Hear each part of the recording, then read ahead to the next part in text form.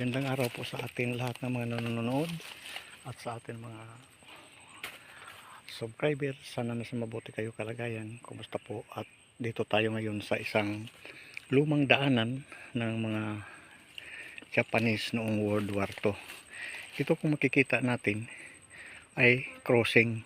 Ito yung lumang daanan at saka ito para siyang nag-intersect. Ngunit kung dito sa puno ng nyug, mapapansin natin dito sa crossing mismo ay meron nagpakaukit niya markers ng nyug ito.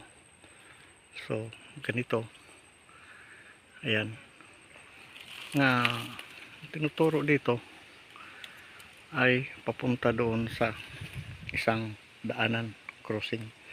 So baka natural la ito o boundary tawag dito sa mga markers.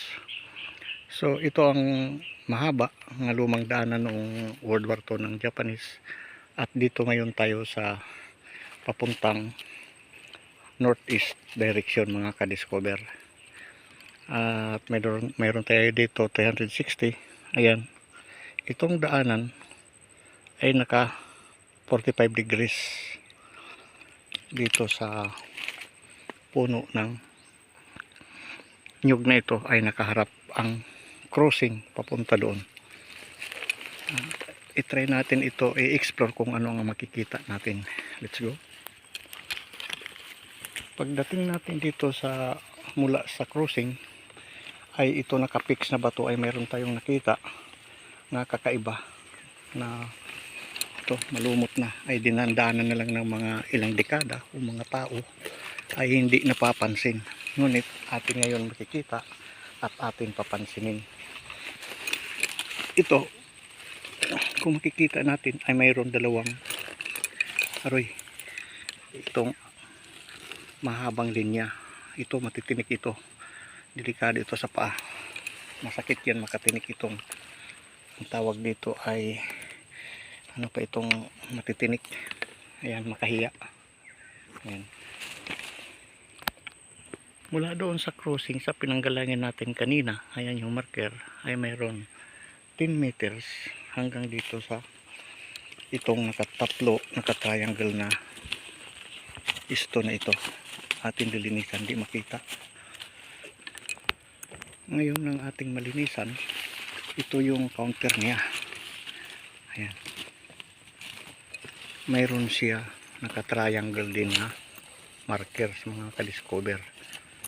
Ayan, yung ukit doon sa puno ng nyug, ito na siya, ay naka-triangle na siya. Ayan, 1, 2, 3.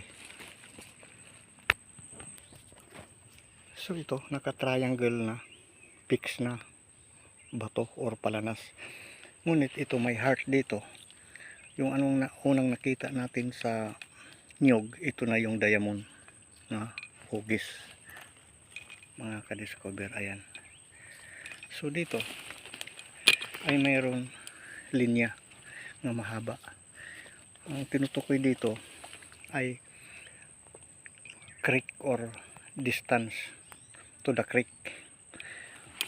Creek kuno papunta northeast direction ang pinapahiwatig nito.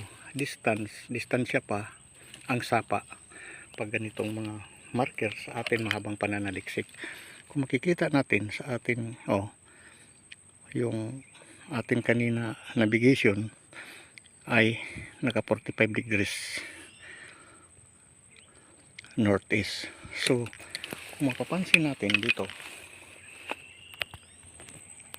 itong tatlong bato, ito yung heart na mayroon diamond o markers, ay ito pa yung isa naka-triangle, ay ito yung mahabang linya na hanapin ang creek papuntang northeast.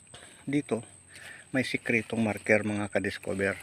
Ayan, kung makikita natin naka letter B, ayan ay papunta sa northeast, papunta dito. susundan lang natin itong trail. At saka dito, hindi ko kuhaan ito kung ano itong marker, parang heart. Ayan, mayroon siya dito parang foot marker or heart din maliit, kung makikita natin. So distance, ang ibig sabihin dito papuntang creek, susundan lang natin ang 45 degrees northeast. Ito yung makikita natin. Let's go. Ngayon ang pakay natin ay hanapin natin yung creek na may distansya pa. Wala dito pinapahipatig. Ito mayroon dito dalawa, pwede ito 20 meters o 30 meters itong dalawang guhit distance.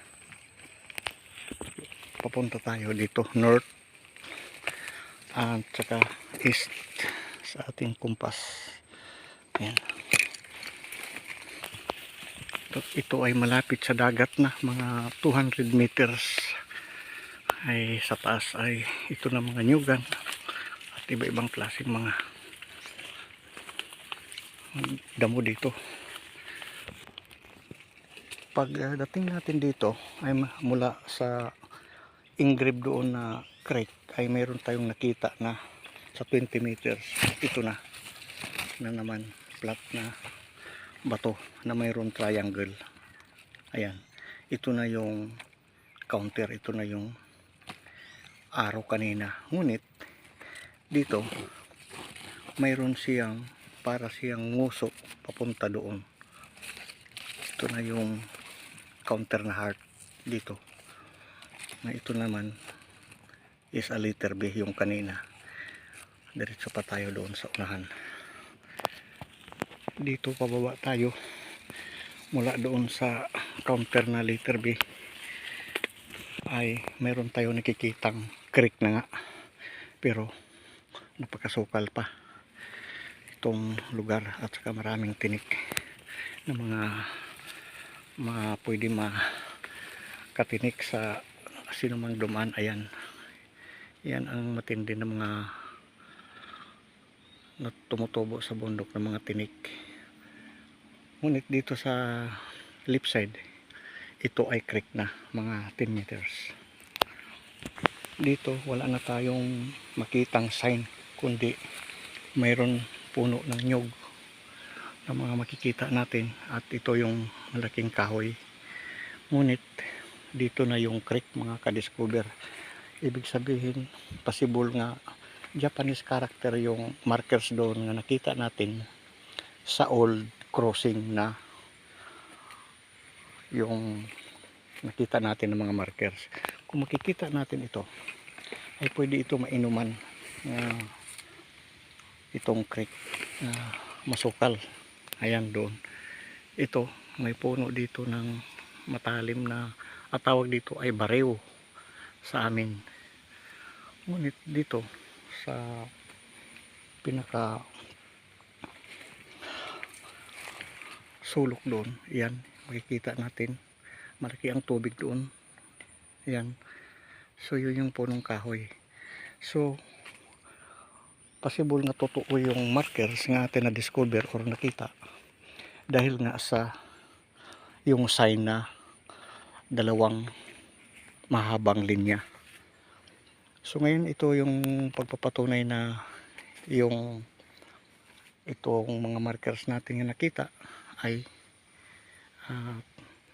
magkatugma dito sa ayon sa code Japanese sign symbol and markers ay ang tawag doon sa mahaba ay creek. So ngayon ay saan ba hanapin ang kanilang sinasabing load naman sa hinahanap nga mayroon daw treasure? So titingnan natin dito, tatawid tayo at mula dito, mula sa creek hanggang doon ay mayroon tayong nakita na ispatan malaking rock na mga 7 meters mula sa creek. Dito mga kadiscover, mapapansin natin ito ay nakatabas. Linisan natin. Ayan. Ito ay nakabiyak na para siyang hugis. Ano ito? Dalawa lang klase. Malapit sa creek or palaka itong hugis. Ayan. O anong kaya itong hugis o turtle.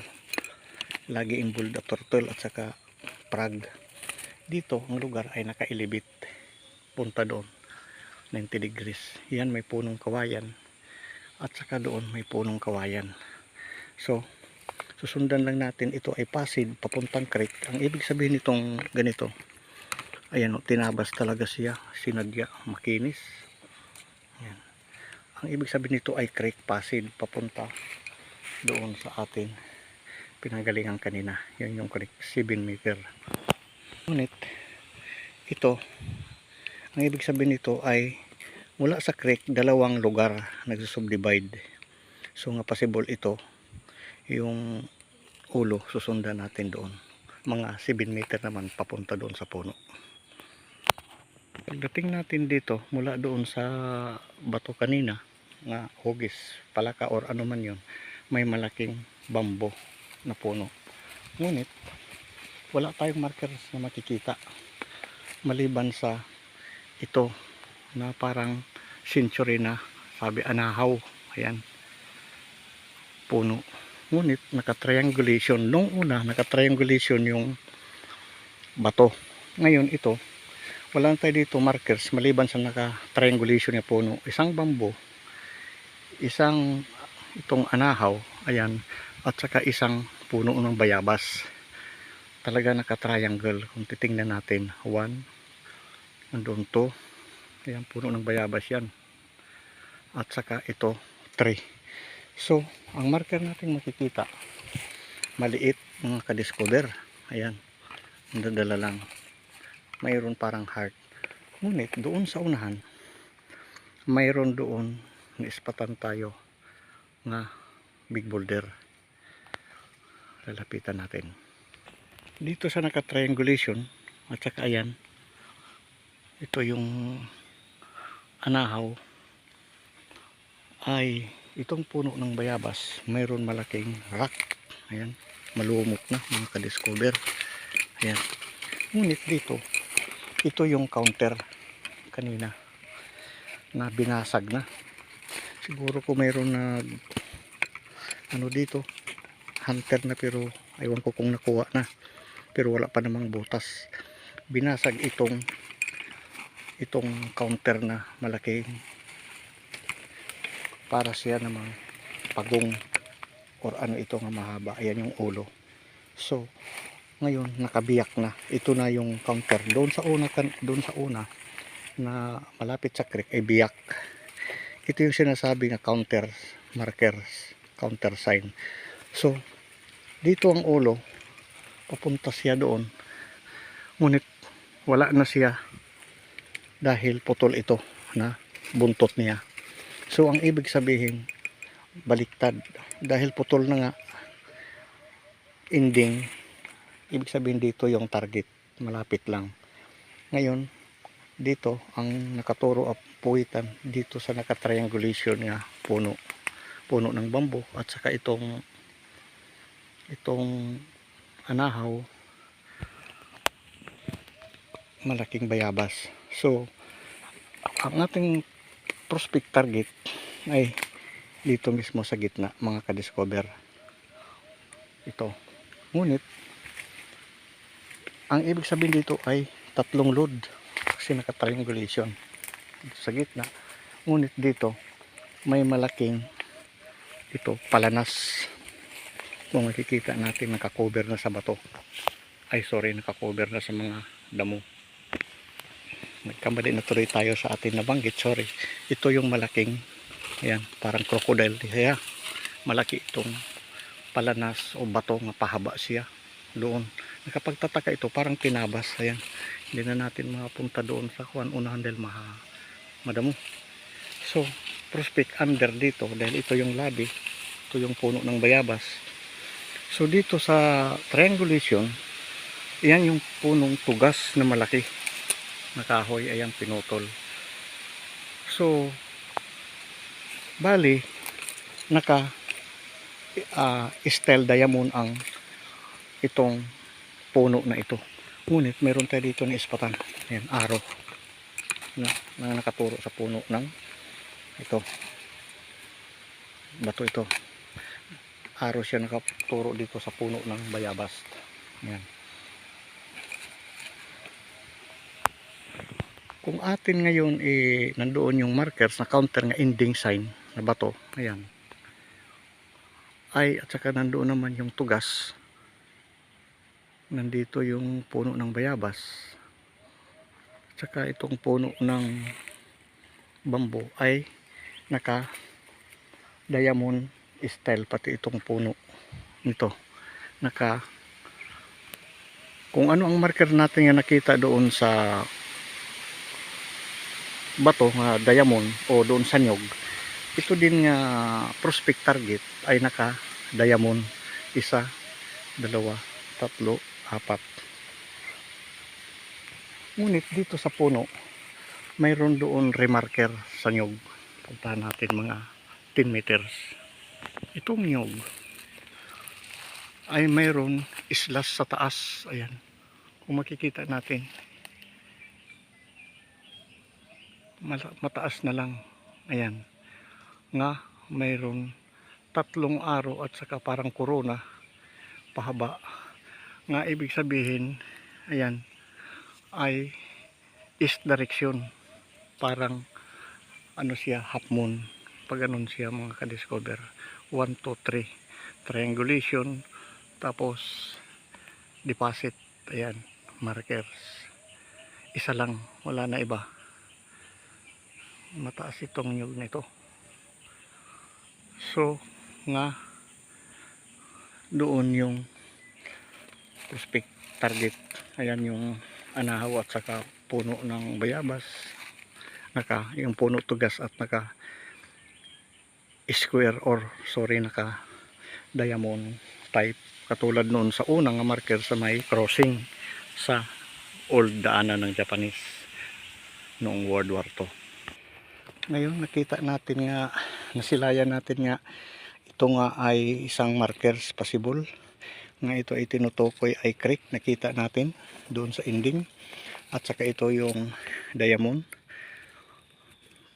type markers, heart, at saka yun yung entrance na crossing na daanan.